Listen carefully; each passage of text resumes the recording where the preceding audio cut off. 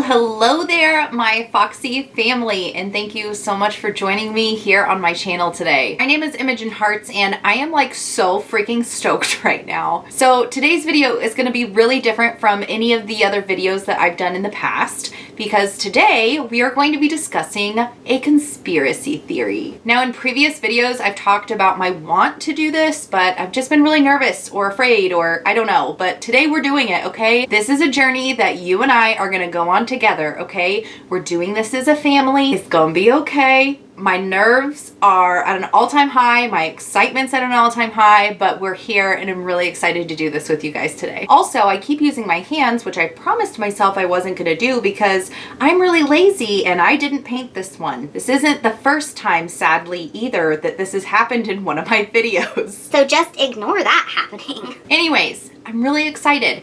We're going to be doing makeup and talking about the conspiracy theory. That's how this is going to go. I don't have a name for the series yet.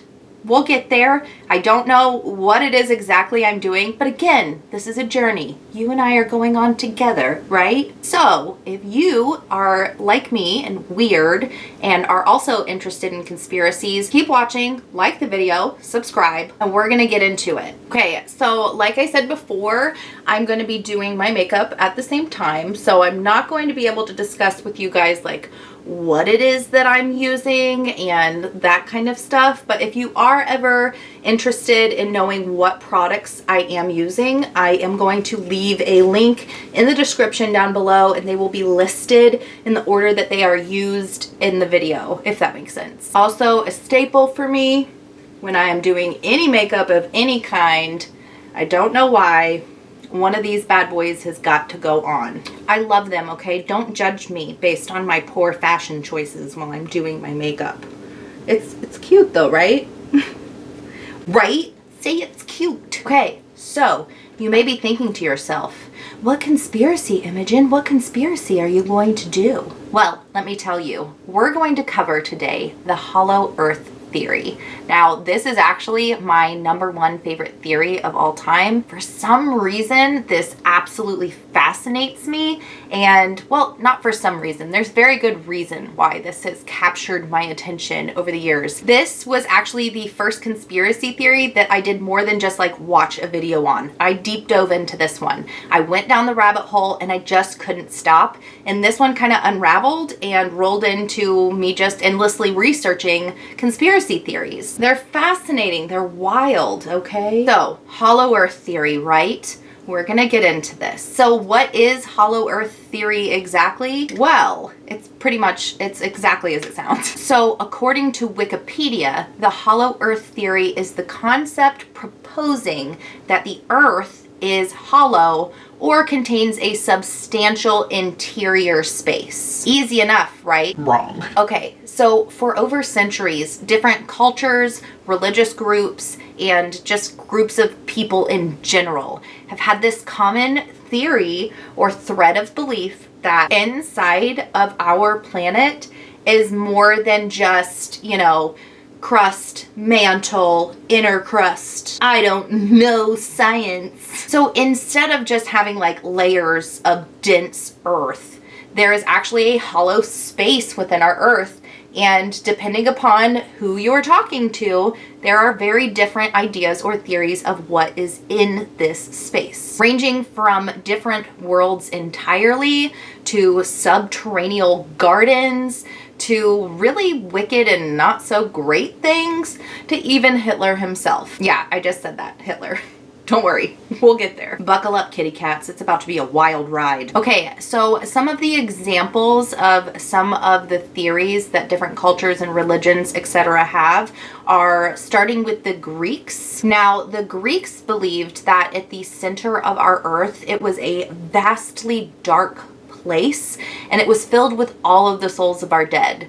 So essentially the underworld, okay, like Hades and, you know, all that jazz. So in the Tibetan Buddhist belief, they actually believed that there was a subterranean realm that actually an ancient city was located, this being in the hollow of our earth. In the religion of Mesopotamians, Mesopotamians, sorry if I butchered that, but here we are. So there's a story about a man who went through a mountain, and in the mountain, like, he went into the hollow earth and he found a subterranean garden. And in Celtic mythology, which, by the way, this one is super interesting. If you have the time, you know, look at this one. Look at this one. So in Celtic mythology, they thought that there was this like special cave, okay? And I'm not even going to try to say what they called it, but the translation is Ireland's Gate to Hell. Cool, right? Yeah, sounds fun. Which this place is an ancient and mythical place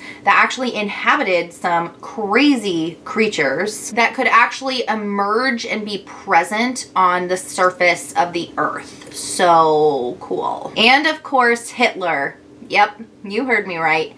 Hitler. There's a theory that Hitler never died. He never committed suicide. That theory is pretty widely believed. I mean, not by like everyone by any stretch of the imagination, but like it's a common running theory. But his whereabouts, like where he went and hid away, is what's like more controversial. Nobody really knows, but there is a theory that because of a lot of the studies that he was doing, he was really interested in Hollow Earth and, you know, sent people on expeditions and stuff. And it said that they made contact and they made a deal with the race that was living inside of our planet, and he actually ended up seeking refuge there, and that's where he ended up just like growing old and lived out the rest of his natural life, you know, being harbored by aliens in the middle of our planet. That doesn't sound wild, does it? Does it? You might not think so when we're done with this video. But in all seriousness, it would actually take me literally this whole video just to get through all the different religions and cultures and groups of various different people who do believe in the Hollow Earth theory. And if you're super interested and you do want to know about more of them, I'm going to have links down below for like everything, so you don't have to do the research. I did it for you, girl. So anywho, those links for all that kind of stuff is going to be down below. But today, what I want to talk about with you guys is like the two main theories, so you guys kind of get an idea.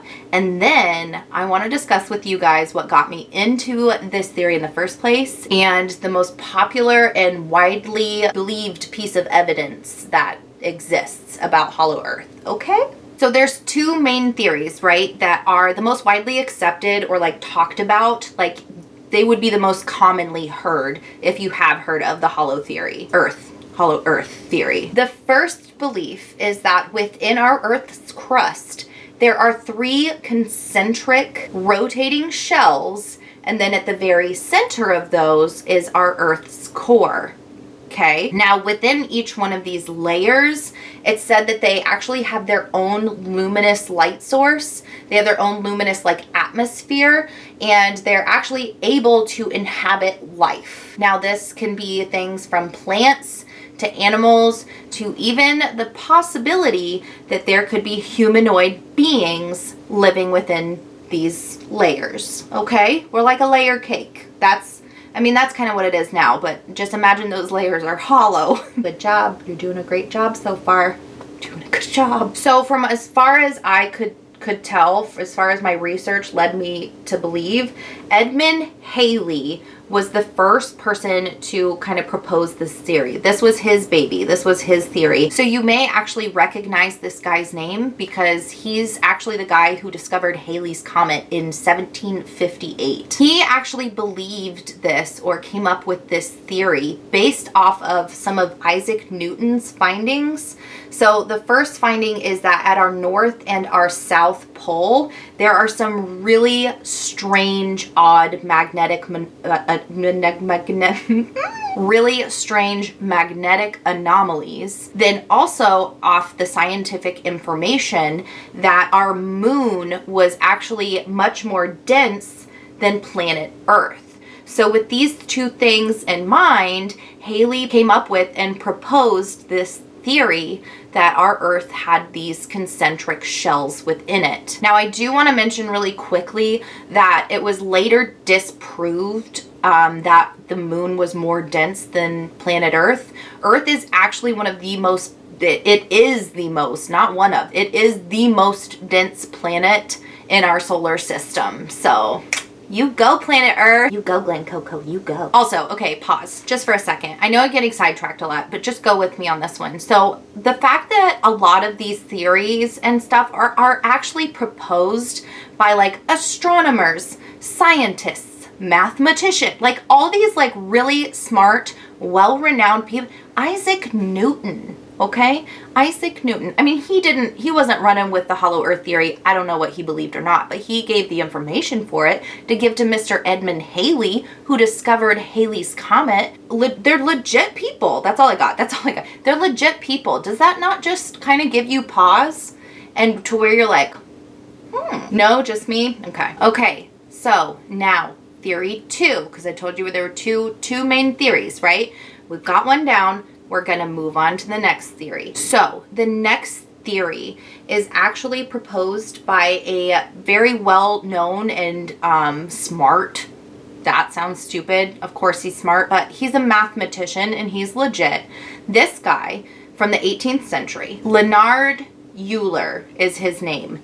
This guy has his own theory. So unlike Mr. Halley, Mr. Euler actually believed that the Earth did not contain 3 eccentric shells and a core, that it actually was a completely hollow interior space except for a 600 mile in diameter sun at our very core. Now, Mr. Euler, he actually believed that you could enter this interior space of our planet through holes located at the North and the South Pole. So we've got these guys under our belt, right? We know these 2 main theories. What I want to talk to you about today is my favorite theory, which is just running off of Euler's, the second theory, but it leads into my favorite part of this conspiracy theory and my favorite piece of evidence of this conspiracy theory. So I had to give you a little bit of like backstory type thing before we really got into this. Okay, so in 1818, there's this dude, right?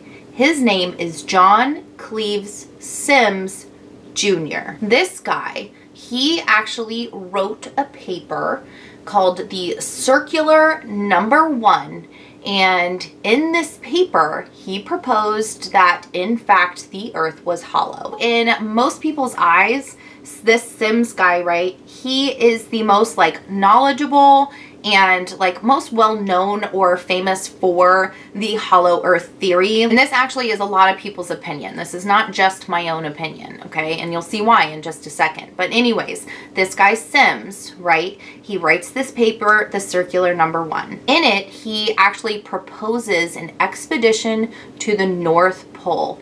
And on this expedition, they are going to enter a hole at the North Pole, and in doing so, he would locate Middle Earth. Not Middle Earth. I'm so sorry. This is not Lord of the Rings. We're not going on an adventure to find Gandalf here, okay?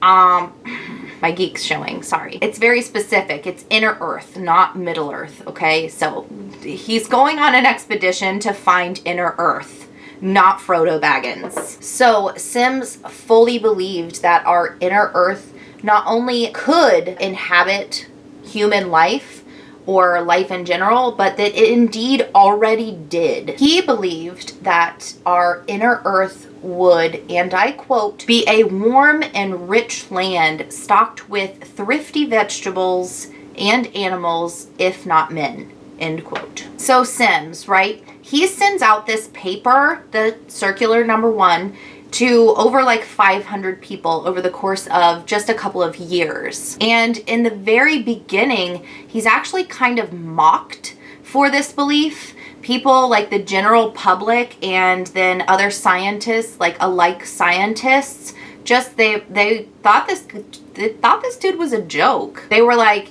you know, you're a really smart guy, but this is just cuckoo town. Really not the most popular guy at the time, you know, people thinking he's crazy. But he did actually, over time, start to grow and develop this like group or this following these people were like, this guy's onto something. He knows something, you know? They found him absolutely fascinating and actually really believed and put merit in these theories that he had come up with. These people also were like gung-ho and ready to make this expedition to try and find this. So now Symmes has this like group of people that are, you know, on board with him, and he thinks it's about high time we go to Congress because the government needs in on this. Like, we need to know, as the people, we need to know what's in the middle of our earth, right? See, now that makes it sound like Middle Earth.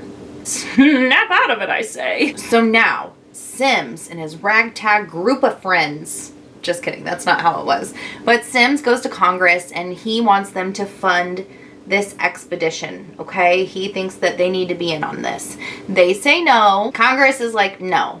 But this doesn't stop Symmes. He actually continues to go and like, he just kept going back to Congress and kept trying really desperately to get them to get on board with this. He wanted the fund, he needed the money, and they weren't gonna give it to him. Good effort, you guys, good effort. But it wasn't gonna happen. Now, he never stops fighting for his belief in the hollow earth theory that he, you know, kind of attached on from Euler. He really believed this, but he wanted to like get his message out there, right? That this could be a possibility for us. And he never stopped fighting or campaigning for this until his death in 1849, which in my opinion is just like, it's super sad. You know, like his whole entire life is spent trying so desperately to find these holes or be able to go and try and find these holes, go on this expedition, and it's not going to happen. It doesn't happen for him. And I just think that's really sad. Sorry to bring it down a notch, but it really is. I think that's sad. Now we have these theories, right? We've got these theories out there.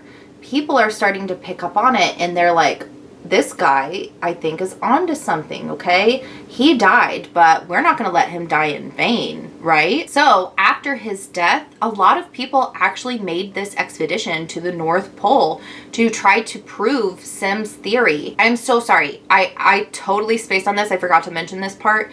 It's very important because I'm going to be referring to it the rest of the time as this, but Symmes was actually so well known for this theory, and this theory that the openings were in the North and South Pole, that they actually over time became dubbed the Symmes holes. So just keep that in mind. Know that he was like, again, he was a legit dude here. We're talking about some legit people. These holes are now called Symmes holes, and this theory's out there, and people are going to try and go down into Symmes holes, right? And they want to go to the one at the North Pole because that's the one that he proposed the expedition for. And a lot of explorers got funding for this and went. In fact, one explorer was actually one of the men who worked alongside, like, with Symmes. And then after his death, this guy was like, I'm doing it. He got the funding, but unfortunately, his expedition was found completely fruitless, and a lot of them were. However, there was one that supposedly did enter the North Pole's Symmes hole. So what we're here to talk about, and what absolutely fascinated me and got me personally into this hollow earth theory like so deep in the first place, it was when I heard about this man, and this man's name is Admiral Richard Byrd. So one of the most compelling and popular pieces of evidence of the hollow earth theory being like proven real, allegedly, okay, is a secret journal entry by Admiral Richard Byrd, okay? Now you're probably asking yourself, who is this man? Let me tell you. Mr. Admiral Richard Byrd was a very well respected and high praised military man / explorer. So I'm not even kidding you when I say you can go online and read like countless recountings of his bravery and courageousness. This guy faced some of the world's most like harsh terrains, and he was a pretty dope explorer. This guy was legit. He discovered the largest dormant volcano in Antarctica. So the name of this volcano is Mount Sidley, and Mr. Byrd actually claims to be the first man to fly successfully over the North and South Pole. My point in telling you all of this is, again, this is a very legit guy. He was real. Again, not some quack job sitting in a corner being like, aliens. No, he's a real legit dude. I feel like that's really important to keep reiterating, because I feel like when you hear about conspiracies and stuff like this, you just think of like crazy cuckoo people or something. And this guy is not cuckoo. He's not cuckoo at all. He's too legit to quit. So in 1947, right, there's this secret journal entry into Admiral Byrd's journal, and he claims that he indeed did fly into the North Pole, the North Symmes hole. He flies into this North Symmes hole, and he actually makes contact with a race far more advanced than our own. Yes, yes, yes. This is the kind of stuff that gets me excited. I'm gonna have to summarize quite a bit because his journal entry is pretty lengthy. It's not a quick read. It is pretty long, and I'm gonna do my best to kind of like summarize for you guys so you get an idea of what's going on in this dude's journal, right? And I also do want to mention that I find it really funny. It took me a few days to actually really find this journal entry. I would look and then I'd be like, oh, I can't find it. I'm gonna have to look a different time. And then I'd look the next day and I still couldn't find it. And it was really bizarre to me, but I did find it. I found the entire journal entry. It was just really kind of bizarre to me while I was researching this that it was so incredibly hard to find. I mean, there's a lot of places where you hear people reference it. People just, you know, like talk about like, oh, this happened, but they don't go into details about it. So I do want to mention that. I think that's very strange or odd that it took me so long to be able to find this. I honestly, genuinely thought I would be able to just type in Richard Admiral Byrd's journal entry and it would show up. It didn't. It really didn't. I'm going to summarize as best I can, okay? So this guy's log starts out, or his journal starts out as a log, right?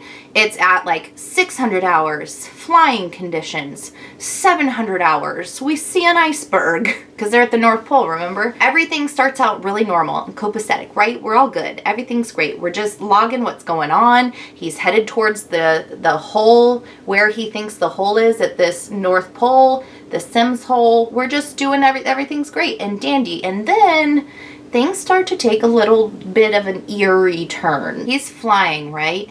He starts flying into this area now where he can no longer see the sun and things are lit by a different source, okay? The sun's gone. We don't know where the sun went. Also, once the light started changing, the terrain starts changing as well, okay? So we go from ice and snow to all of a sudden he's starting to see green valleys and lush grassy areas, and even mountains like that are covered in lush forest. That sounds crazy, right? Because you're in Antarctica. You shouldn't be seeing that. It should just be icebergs ahead, you know? So he's got no sun, luminous light source, and now he's seeing plants and stuff, right? Cool. At this point, all of his navigational stuff, all of his like compasses and that kind of stuff, so they can tell like where the plane is and what's going on and what's happening, they start spinning and going out of control.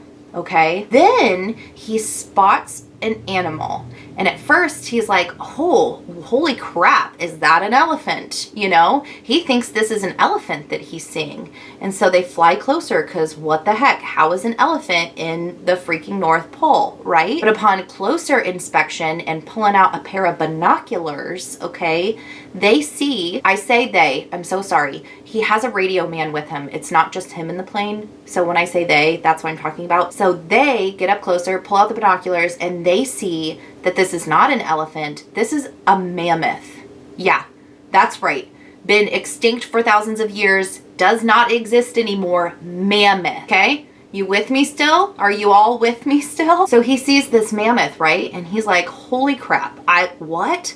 and he flies a little bit further and he starts to approach a city. He's mind blown, right? He's not believing what he is seeing. So at this point, he actually starts to begin to lose control of his aircraft. It seems as though it's starting to be like moved or pulled by some unseen force.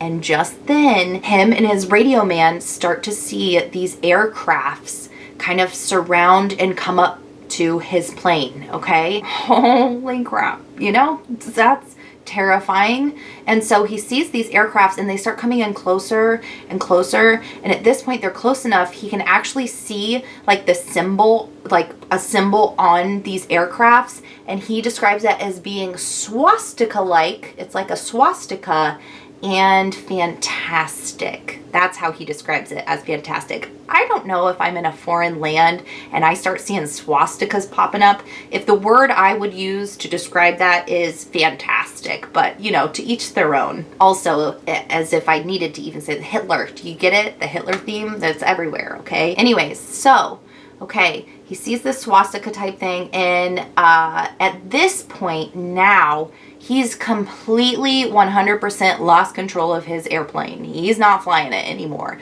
This unseen forces, this is crazy, right? He's 100% lost controls. There are spaceships all around him. And then he hears a crackling on his radio and then a message come through.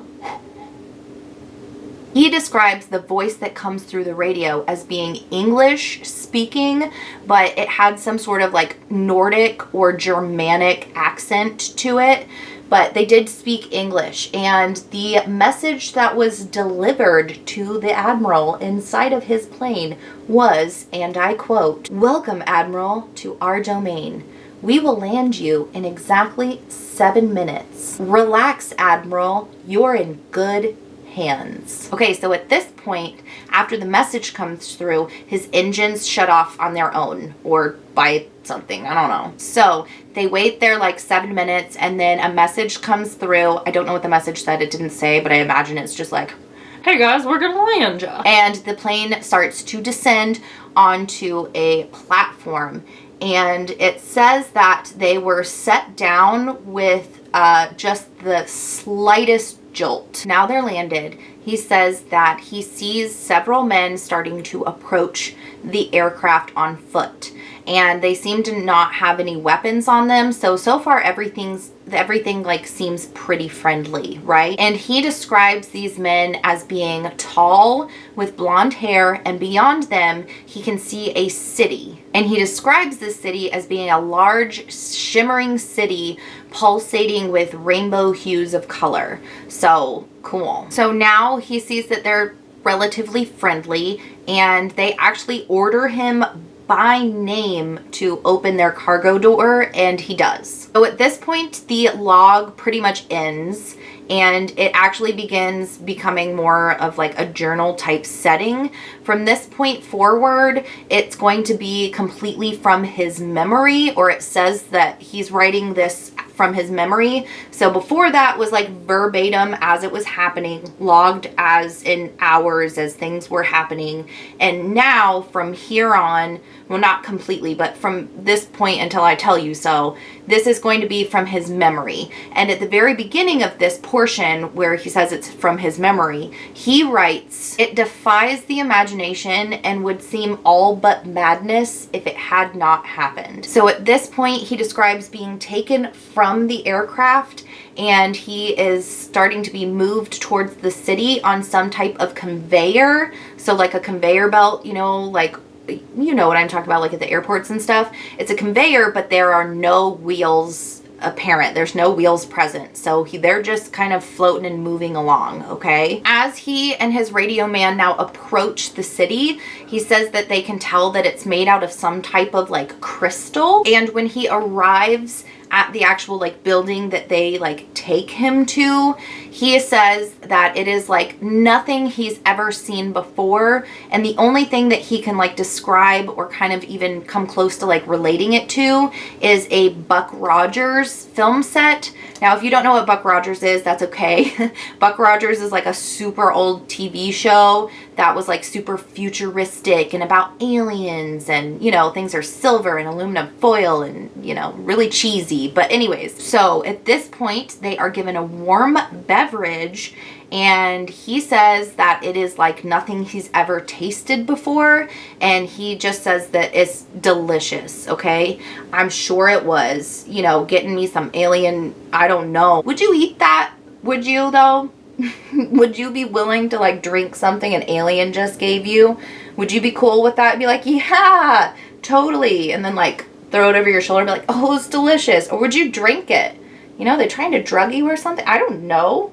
You don't know these aliens from you don't know. You know, okay? Sorry, I'm just curious. Curious like a cat. Would you? So they have their beverage, and then they're just kind of waiting a little bit, and I'm just thinking, like, what are you doing in this time? Are you like just soaking it all in? Are you in shock? I don't know. So anyways, they're waiting, and then the Admiral, someone comes and gets the Admiral and is like, you gotta come, but your radio man can't come with, okay? And he said he had like no choice but to comply. So he deuces out from the radio man. He's like, peace out, homie. I'm gonna leave you here in this alien land by yourself with all these aliens. So he's taken away, right? He's taken away from his radio man, and they start leading him down what he says is a hallway that is rose colored and seems to be like lit from within. He describes it as having its own like luminous light source. So he's led down this hallway, right? And he comes to this great door, as he describes it. He describes it as this great door, and above the door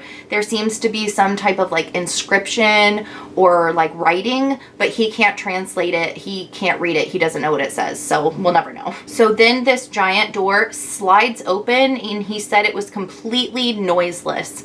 It noiselessly slides open, right? And then a voice calls out. They say, have no fear, Admiral. You are to have an audience with the master.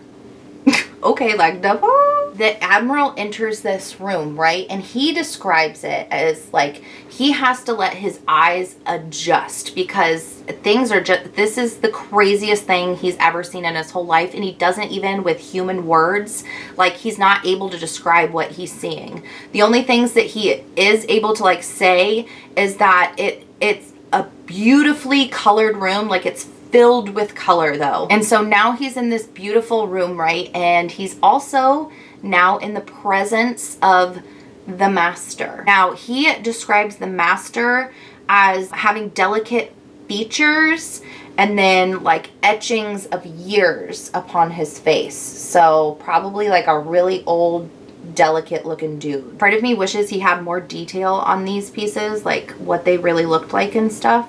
I do wish he was more detailed, but he's not, so we have what we have. Now the master is actually sitting at this really long table, and he motions he wants the Admiral to come sit down, right? So he does, because you do in that situation. You sit, man. If you're in the presence of some guy named the master, you're gonna sit. So this master guy, right, he says to the Admiral that he had been summoned there because of his noble character that they had heard about on the surface world, right? Even they know that he's a legit dude. He explains that the Admiral is now in the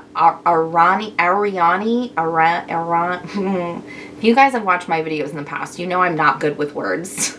I still say Channing Tatum and not Channing, so get over it. So he's in the Ariani, the inner world of Earth, and they will return him safely home. They're not keeping him captive there by any means. He's free to go and whatnot, but they need him to deliver a message to the human race first. And this is why he's been summoned and called there, to deliver this message. So the master actually begins to go on saying that they never really interfered with our world, the surface world, before, until the bombings in Hiroshima and Nagasaki in Japan. And if you weren't paying attention in history class, those were atomic bombs. So after these bombings, they sent their flying machines, which they called Flugelrads, to investigate what was going on, okay? So he talks about them never interfering before with our race wars or our barbarity, but now they kind of have to, because we've gained access to a power that was never meant for men to have access to just, you know, atomic energy. We were never supposed to mess around with that stuff, okay? So he tried communicating this with the powers of our world, but they just wouldn't listen, and they needed Admiral Byrd to be witness to their world so that he could go back and, you know, spread the message to the human race. He says that our world, our race of humans is at the point of no return, and that those among us, you know, our powers that be, would rather like the world burn and destroy itself rather than relinquish their power, to give up their power. He said that in 1945,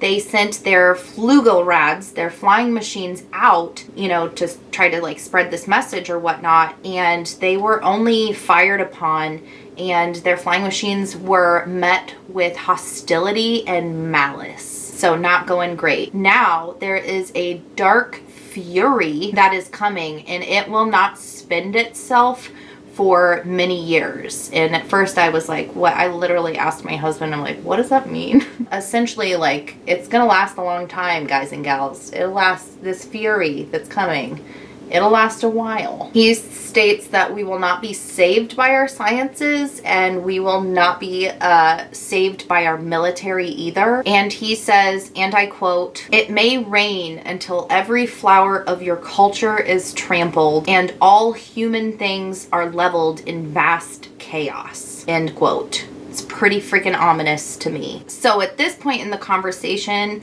the Admiral like acknowledges this. He's like, yeah, I've like heard about this before. You know, this was the Dark Ages, and it lasted for, you know, over 500 years. So the Admiral, like, you know, concurs this. And from here, the Master is now giving him the message that he wants him to take back to the human race. And it's lengthy, so give me some grace here. I've got to actually read this off of, I've got to read it. So he says, and I quote, "The dark ages that will come for your race now will cover the earth like a pale.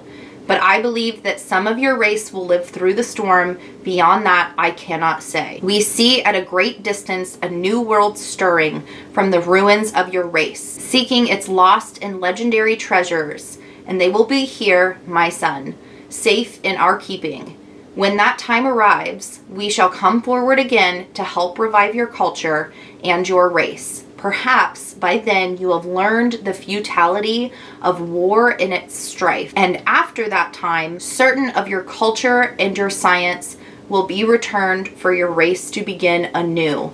You, my son, are to return to the surface world with this message." End quote. At this point, the Admiral's pretty much just like, he's escorted. They're done with him. They gave him the message, and now he's got to go return it to the human race, okay? He says that once they start like escorting him back to his radio man, that the atmosphere has changed, and it's definitely charged now with a urgency. So he's reunited with his radio man. They immediately get him back on board his aircraft, and then they move him. They start moving him back to the surface world. The plane goes up, and again, he's controlled by an unseen force, and they move him back up to the surface world. Now, at 215 hours is where his log picks back up. So again, remember, before what I've just gone through with the Master and stuff is verbatim, Then it goes from memory. We're back to verbatim again. So we're back to things being logged as they're happening. He's recording these things as they're going down. So at 215 hours, he is back on the surface world, and he says that one last radio message comes through his radio from the inner world. And it says, we are leaving you now, Admiral. Your controls are free. Auf Wiedersehen. That's it. That's the message. Auf Wiedersehen is at the end. I hope I'm saying that right. I'm probably not. I don't speak German, so forgive me. But that's German for like seeing you later. Bye.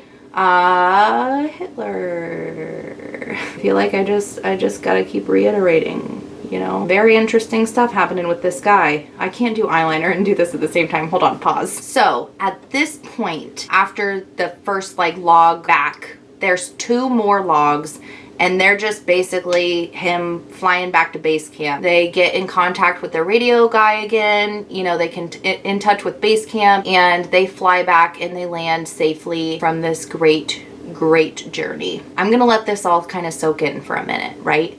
And I just want to reiterate. Let's go over. Let's recap really quick. This dude, right? Admiral Richard Byrd, a well-respected military man, a great adventurer with just endless tales of his courageous bravery facing our world's harshest terrains. This legit dude, right? This guy who was a real person, who was, sorry, I almost get upset just a little bit, okay? Just a little bit. But this guy logs all this information, right? This is crazy. This is wild. This is an insane discovery, correct? Am I wrong? This guy logs all this, and most people don't even know about the Hollow Earth theory in general, let alone that this guy, this explorer, this military man supposedly was there. He was in Hollow Earth. He met another race, and their message was nothing but to keep us safe. I mean, it's not like he came out with this crazy cuckoo message that just told everybody to, like, I don't even know, like, just something wild and crazy. This guy is just trying to deliver this message that we need to, like, not be messing around with atomic energy and hurting each other. And most people don't even know about this. Why is it not even proposed as a counter theory in science? Because there is a lot of science, you know, that goes into this. And in fact, in 2017, we discovered that we had like water caverns within our Earth's crust, which before then, people were like, nah, that's not even a possibility. Science is constantly being like updated and proven wrong, and we don't even get to hear about this one. We don't even get to know about this theory. I don't know. I think that's wild. Screams government cover up to me. But that's just my opinion, okay? It's just my opinion. I'm not saying that's reality. Okay, now, after this whole log, this journey we just took with him, about his journey into the Symmes hole at the North Pole, there's a few entries into his journal, kind of giving an explanation to what happened after this great journey he took. So, on March 11th, 1947, he states that he has a meeting with the Pentagon. He tells them all about his discovery, what he found, and the master's message. And the president is briefed on this. The president's made aware, and I do believe at the time the president was Truman.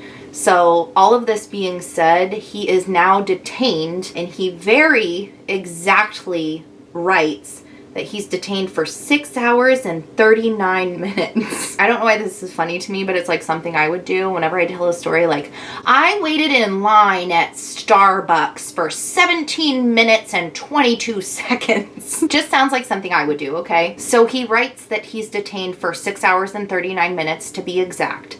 And from there, he's sent to like a medical team to kind of go over him. And then after that, he meets with top security forces. And from here, he states, and I do want to mention that this portion of the journal entry is actually in all caps. He says that they tell him, I am ordered to remain silent in regard to all that I have learned on behalf of humanity. End quote.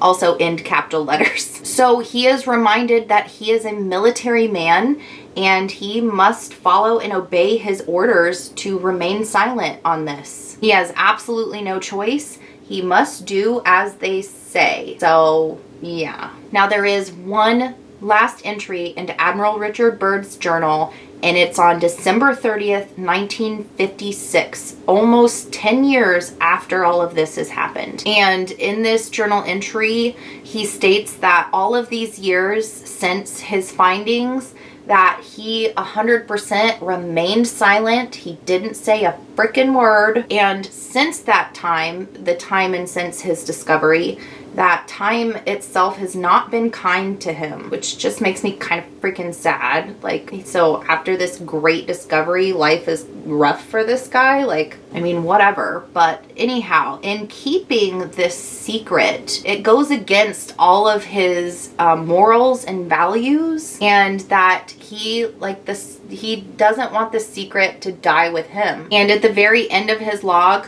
forgive me, I'm gonna have to read because I want to get this right. Again, this is the very end of all journal that is Admiral Byrd. He states, "This can be the only hope for mankind. I have seen the truth and it has quickened my spirit and set me free. I have done my duty towards the monstrous military industrial complex. Now the long night begins to approach, but there shall be no end.